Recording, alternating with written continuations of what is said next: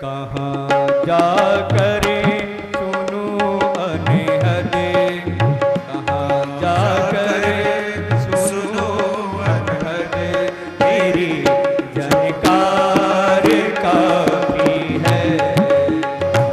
जा करे सुनो अनहद, तेरी जनकार काफी है।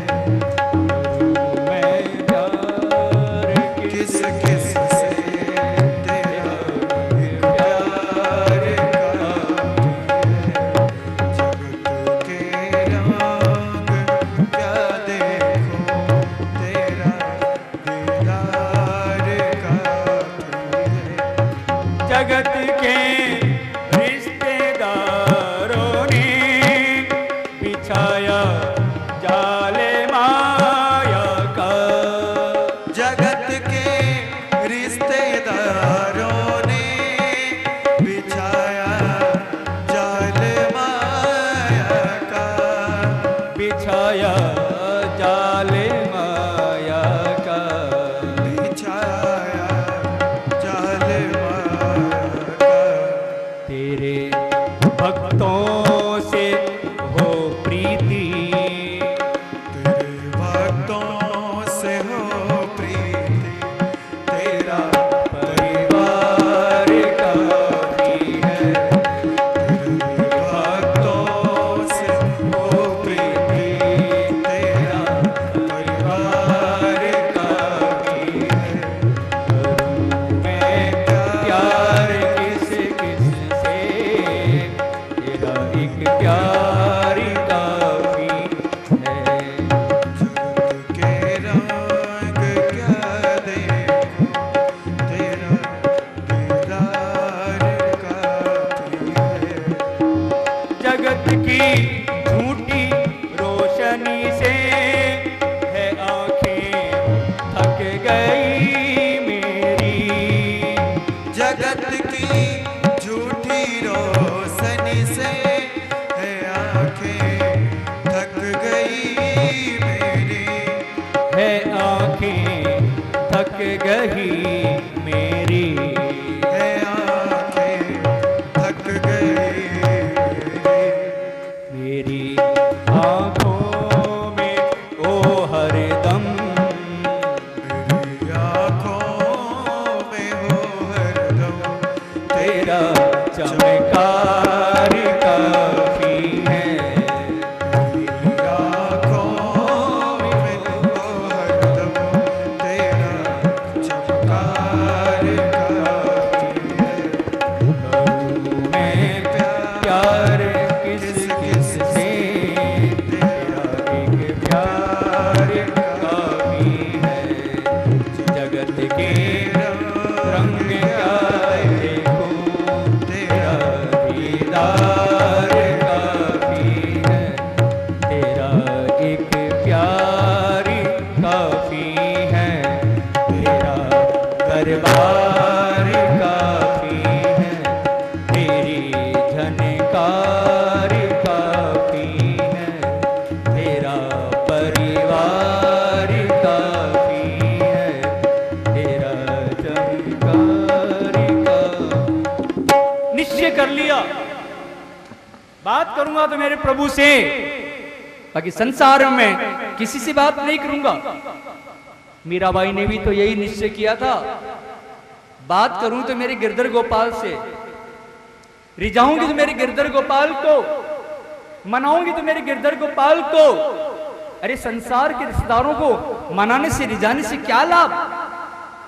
संत संसार की दृष्टि में मूर्ख हो सकता है, पागल हो सकता है, जड़ हो सकता है, लेकिन वास्तविकता तो यह है, उस प्रभु को भूल करके संसार के विषय सुखों में फंसा हुआ मनुष्य ही वास्तव में मूर्ख है, वास्तव में जड़ है। प्रभु प्रेम में मस्त अपना ध्येय भान भूले महात्मा को जड़ कैसे कहा जा सकता है।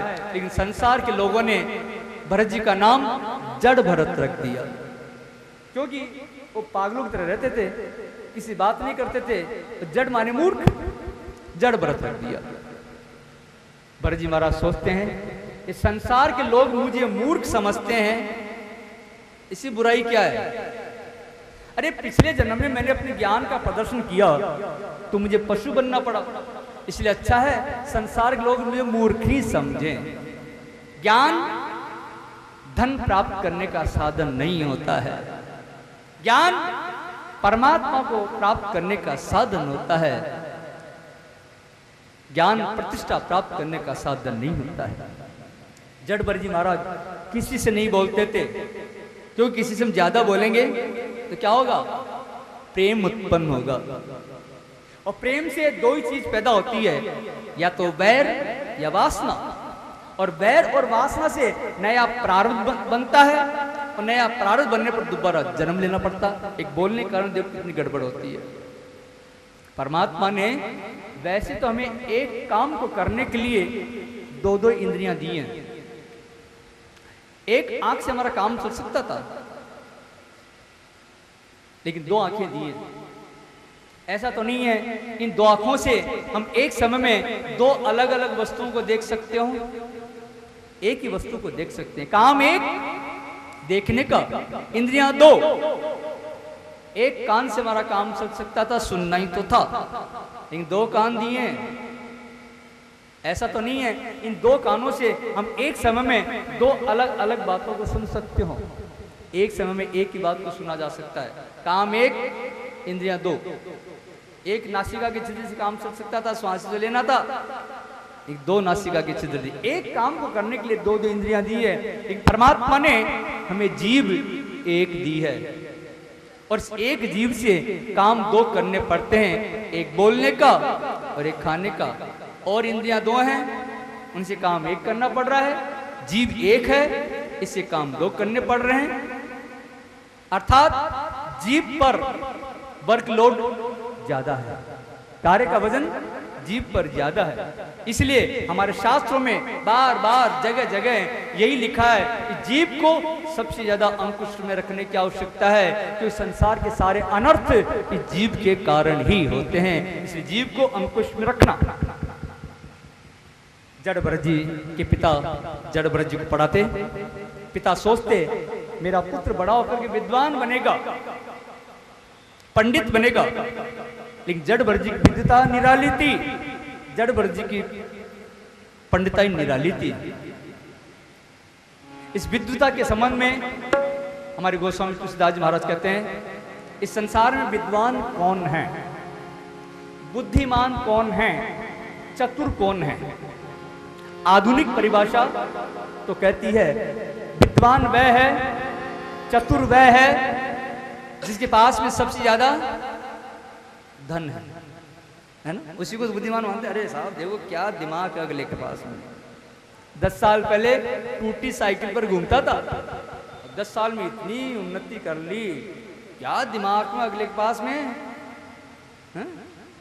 20 लाख की तो गाड़ी में घूमता, 50 लाख का बंगला बना लिया, करोड़ों अरबों में खेल रहा है, क्या दिमाग है देखो अगले के पास में। आज बुद्धिमान उसको कहते हैं, विद्वान उसको कहते हैं जिसके पास सबसे ज्यादा धन है। लेकिन हमारे गोस्वामी तुलसीदास जी परिभाषा कुछ और ही कहती है। गोस्वामी जी कहते हैं धन कमाने वाला बुद्धिमान विद्वान नहीं होता है। अरे धन तो एक वेश्या भी कमाती है। पर मन पर धन हरने को वेश्या बड़ी प्रवीण। पर मन पर धन हरन को वेश्या बड़ी प्रवीण। धन कमाने में, दूसरे का मन चुराने में वेश्या से ज्यादा निपुण कोई नहीं होता है। क्या वेश्या को बुद्धिमान कहेंगे, विद्वान कहेंगे? तुलसीदास जी कहते हैं धन कमाने वाला बुद्धिमान विद्वान नहीं होता है, बुद्धिमान तो वह है तुलसी सोई चतुरीता जो राम चरण लवली। तुलसी सोई चतुरता जो राम चरण रसली। तुलसीदास जी कहते हैं विद्वान तो वह है जो प्रभु श्री राम के चरणों में लीन रहता है। जड़भरत जी के माता पिता ने शरीर का त्याग किया। जड़भरत जी पागलों की तरह रहने लगे। एक बार उनके भाई उनसे कहने लगे, अरे भाई तुम बैठे बैठे खाते रहते हो, कामकाज कुछ नहीं करते हो, ऐसे बैठे बैठे रोटी कौन देगा?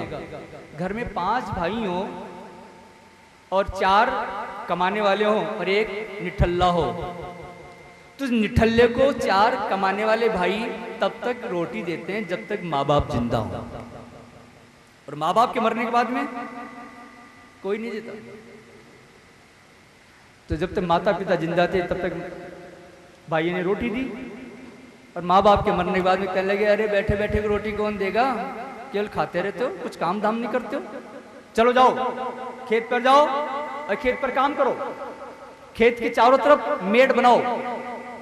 जड़भरत जी महाराज सोचते हैं, आज मैं ये काम करूंगा तो मेरे भाई कल मुझे दूसरा काम बताएंगे, और यदि मैं काम ही करता रहा तो मेरे प्रभु का भजन छूट जाएगा। तो जीवन में दोबारा किसी का कोई काम नहीं करना हो तो जो काम बताया गया उसको बिगाड़ दो, तो दूसरा कोई काम नहीं बताएगा। कोई बताता भी होगा तो मना और कहती, भैया इसको मत बताओ, इसको कहेंगे क्या, अरे करेगा क्या, इससे मंगाएंगे क्या, और ये लाएगा क्या, इसलिए भैया किसी दूसरे को बता दो, इसको मत बताओ। तो जड़भरत जी ने ऐसा ही किया। भाई ने कहा था खेत पे जाकर के मेड़ बनाओ, उन्होंने फावड़ा लिया और गड्ढे कर दिए चारों तरफ, उल्टा कर दिया। भाई ने कहा तू कुछ नहीं कर सकता है रे, अरे तुझे कहा क्या था, कर क्या दिया, जाओ खेत पर जाकर के बैठ जाओ और जानवरों से खेत की रखवाली करो। जड़भरत जी सोच ले कि हाँ ये बहुत बढ़िया काम बताया, इसे काम तो कुछ करना है ही नहीं, यहाँ न सही वहां चल के बैठ जाएंगे, वहां चल के प्रभु का भजन करेंगे। आकर खेत पर बैठ गए। एक दिन खेत पर बैठे हुए थे, प्रभु का भजन कर रहे थे, गायें घुस गई खेत में चरने के लिए। जड़भरत जी ने गायों को रोका नहीं। जड़भरत जी मन में सोचते हैं, अरे खाने वाला राम और खिलाने वाला राम, तो भैया हमारा बीच में रोकने का क्या काम। रोका नहीं, संसार के सामने नाटक कर रहे हैं मानो वे पागल है। एक दिन परमात्मा के ध्यान में खेत पर बैठे हुए थे। एक भील राजा ने संतान प्राप्त करने के लिए भद्रकाली देवी से मनोती मानी थी, मेरे कोई संतान हो जाएगी तो मैं तुझे मनुष्य की बलि चढ़ाऊंगा। राजा के संतान होगी। राजा ने अपने सेवकों से कहा, जाओ कोई मोटा तगड़ा मनुष्य ढूंढ करके लाओ जिसकी बलि को लेकर के मां प्रसन्न हो जावे। राजा के सेवक आए, ढूंढते ढूंढते खेत पर जड़भरत जी महाराज बैठे थे। अब शरीर तो अच्छा था ही, मोटा तगड़ा शरीर था, खाना ही खाना था, काम तो कुछ था नहीं, अच्छा था। सेवकों ने सोचा ये बढ़िया है, इसकी बलि को लेकर के मां प्रसन्न हो जाएगी। जड़भरत जी का हाथ पकड़ करके उठा करके अपने साथ ले जाने लगे। जड़भरत जी महाराज चुपचाप उठ करके उनके साथ चल पड़े। कुछ नहीं पूछा, भैया कहाँ ले जा रहे हो, किसने बुलाया है, क्या काम है, कुछ भी नहीं पूछा, चुपचाप उठ करके चल पड़े। क्योंकि सच्चा भक्त जो होता है वो तो यही समझता है, अरे मेरे प्रभु जहां ले जाएंगे वहां चले चलेंगे, इनको क्या पूछना कहाँ ले जा रहे हो। सच्चा भक्त तो यही कहता है, मेरे प्रभु जहां ले चलोगे वहीं मैं चलूंगा।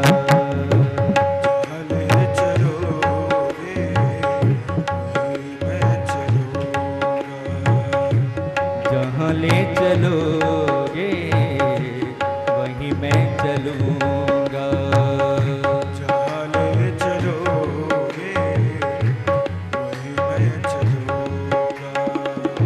जहां तुम रखोगे ना, जहाँ तुम रखोगे ना, जहां तुम रखोगे ना वहीं मैं रहूंगा। जहां ले चलोगे वहीं मैं चलूंगा। जहाँ ले चलोगे वहीं मैं चलूंगा। अरे मेरे प्रभु जहां ले जाएंगे वहां चल चलेंगे, इनको क्या पूछना तुम कहां ले जा रहे हो। भरत जी महाराज को मंदिर में लाया गया, स्नान करवाया गया, फूल माला पहनाई गई, खाने के लिए अच्छे अच्छे पकवान दिए गए। जड़ब्रज महाराज बड़े आराम से बैठ कर के भोजन करने लगे। राजा के सैनिकों को बड़ा आश्चर्य हुआ। राजा के सैनिक सोचने लगे, अरे कुछ देर बाद इसको मरना है, इसको तो चिंता ही नहीं है, ये तो बड़े आराम से भोजन कर रहा है। नहीं, मरने वाले को भोजन कहां दिखाई दे। भोजन के बाद में उनको बलि के लिए मंदिर में लाया गया। जड़ब्रज महाराज माता को मन ही मन प्रणाम करके शांत चित्त होकर के सिर नवा करके बैठ गए। राजा भद्रकाली देवी को प्रणाम करके अपनी तलवार लेकर के जड़ब्रज जी को बलि देने के लिए तैयार हो गया। लेकिन जड़ब्रज जी महाराज को देख करके माता का हृदय द्रवित हो गया। माता से हिंसा देखी नहीं गई। माता उस मूर्ति में से प्रकट हुई और राजा की तलवार लेकर के राजा का सिर काट करके इसकी गेंद बना करके मंदिर में खेलने लगे। ज्ञानी भक्त मानता है मेरी रक्षा करने के लिए मेरे सहस्त्र बाहु भगवान मेरे पीछे तैयार खड़े हैं। भगवान के तो 1000 भुजाएं हैं, तो 1000 भुजा वाले भगवान मेरी रक्षा करने को मेरे पीछे तैयार खड़े हैं, तो 2 भुजा वाला मनुष्य मेरा क्या बिगाड़ सकता है। जिसकी रक्षा गोविंद करे उसका संसार में कौन बिगाड़ सकता है, क्या बिगाड़ सकता है। तुलसीदास जी ने तो कहा है, जाने की नाथे सहाय करे तबे कोनी बिगारी करे नर तेरो। जाने की नाथ सहाय करे तब कौन बिगाड़ करे नर तेरो। जानकी नाथ सहाय करे तब कौन बिगाड़ करे नर तेरो। जानकी नाथ जिसकी रक्षा गोविंद करते हैं उसके तो जन्म